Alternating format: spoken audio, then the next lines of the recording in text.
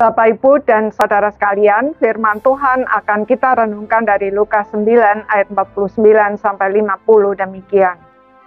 Yohanes berkata, "Guru, kami lihat seorang mengusir setan demi namamu.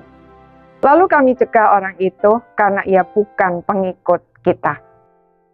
Yesus berkata kepadanya, "Jangan kamu cegah, sebab barang siapa tidak melawan kamu, ia ada di pihak kamu."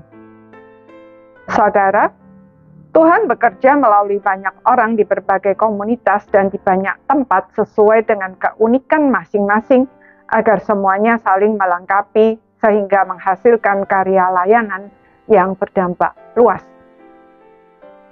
Tetapi sikap eksklusif, arogan, dan sok menjadi pahlawan kebenaran seringkali justru membatasinya. Itulah yang dilakukan para murid Tuhan Yesus yang dalam hal ini diwakili oleh Yohanes. Mereka melarang orang yang mengusir setan demi nama Tuhan Yesus hanya karena orang tersebut bukan dari kelompok mereka.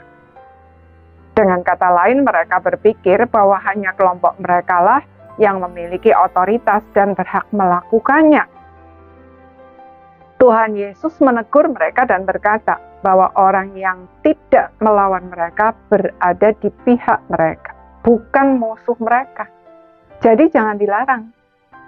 Bahkan seharusnya justru dirangkul. Mungkin dalam beberapa hal memang mereka berbeda, sebab di dunia ini tidak ada dua orang yang memiliki pemahaman teologi yang sama persis.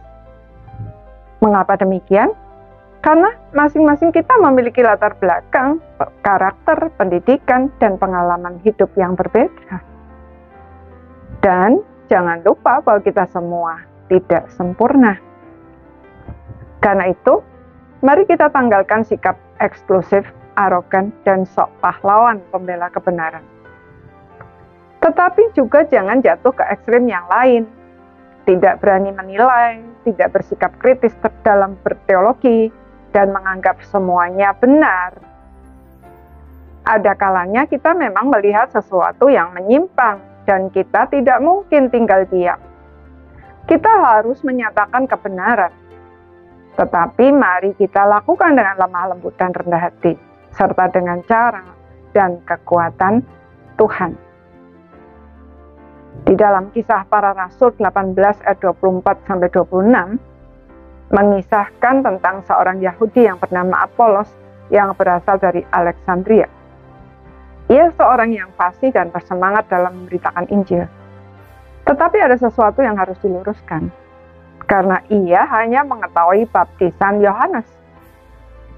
Ketika Priscilla dan Aquila mendengarnya, mereka tidak menghentikan pelayanan Apolos, melainkan membawa Apolos ke rumah mereka dan dengan teliti menjelaskan seluruh kebenaran mengenai Yesus Kristus kepadanya.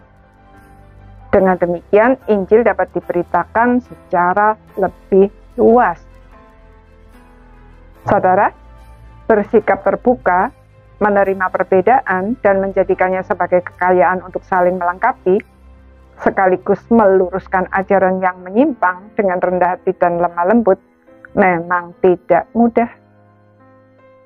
Keakuan, arogansi, dan sikap eksklusif kita harus kita tanggalkan. Namun alangkah indahnya jika setiap orang percaya mau belajar melakukannya. Pekerjaan Tuhan akan semakin luas, lebih banyak orang akan mendengar Injil dan diselamatkan, dan tentu saja Tuhan dimuliakan. Amin.